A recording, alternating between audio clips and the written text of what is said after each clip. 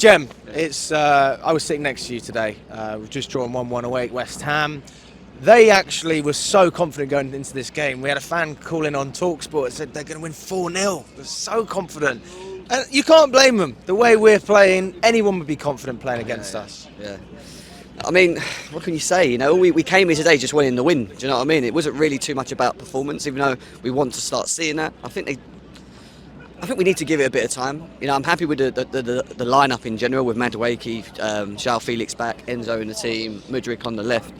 They're going to need a bit of time. We were good for the first 20 minutes. You know, I could see the patterns of play. I could see the way that we were trying to move forward. The issue is the sustainability, and that maybe needs a bit of time. But you know, midfield's not great for me, especially with Ruben. I thought Ruben wasn't bad, but you know, I don't know. You know, it's one of them ones. You know, and then on top of that, you've got obviously Kai Havertz up front playing as a number 9. I don't like seeing him there. I'll be honest with you. I've said it many times, and yeah, you know, it seems to just break down a bit for me, mate. You know, it was a little bit like, oh, we're looking really good. You know, we had them 2 offside goals, didn't we? Where they were good. We thought it was going to be easy. You were saying it could have been 3-0. I mean, the game could have been completely different. It could have been 3-0, but it wasn't. You know, and you know, but even then, you could see us being direct. You could see us trying to, you know, get in behind. I don't think we've done that enough today as well. You know, a lot of the times it was like Mudryk, Madueke. In the first half, I thought he was good because he was cutting inside, he's driven a bit, but Mudryk more so like.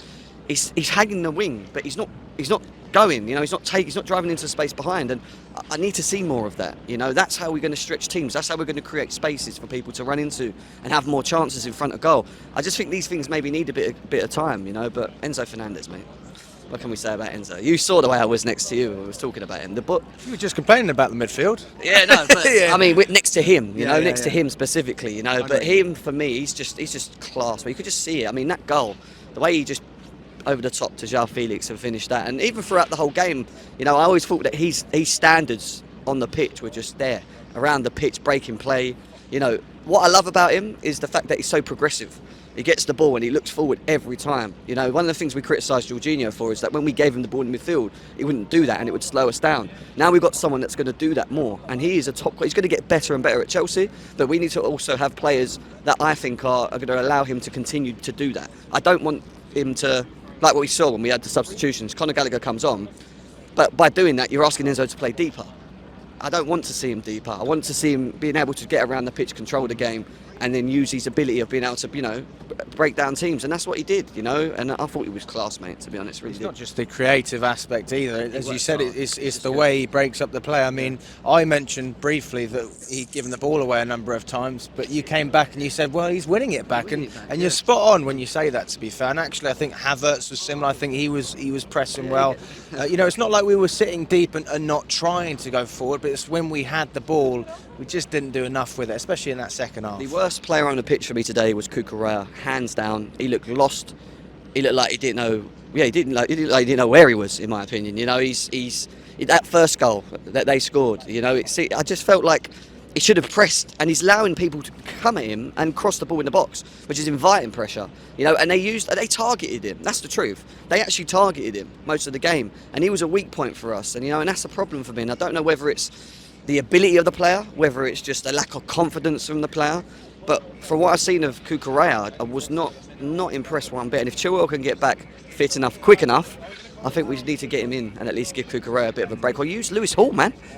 Where's Lewis Hall? You know, just play him if we have to. But it is what it is, mate. We're just in a drought, aren't we? It just doesn't seem to end. Well, there's just endless problems. You know, we talk about resting players, but then we start Reece James, Chilwell's getting minutes, Cucurella's that bad that you want to get him in as soon as possible. It's all about balancing up these different things. But just your predictions going into the Dortmund game next week. I don't know. I really, you know, confident. No, how can you be in the way that we're playing at the moment? You know, we saw glimpses of what I thought could be good moving forward. At the same time, you know, it's still very early doors. You just don't know with Chelsea. You know, we need a Kovacic, we need a Kante, we need a Zakari, we need someone else with Enzo in the midfield, in my opinion. You know, yeah, potentially if we can get some of the midfielders back for that game, that would be great. Going into that, I think, you know, it's a cup tournament. You know, so anything can happen. Football's a bit different because you're playing against teams, obviously, that are not from the Premier League, and you know, maybe that will work to our advantage. We'll have to wait and see when we go into that game.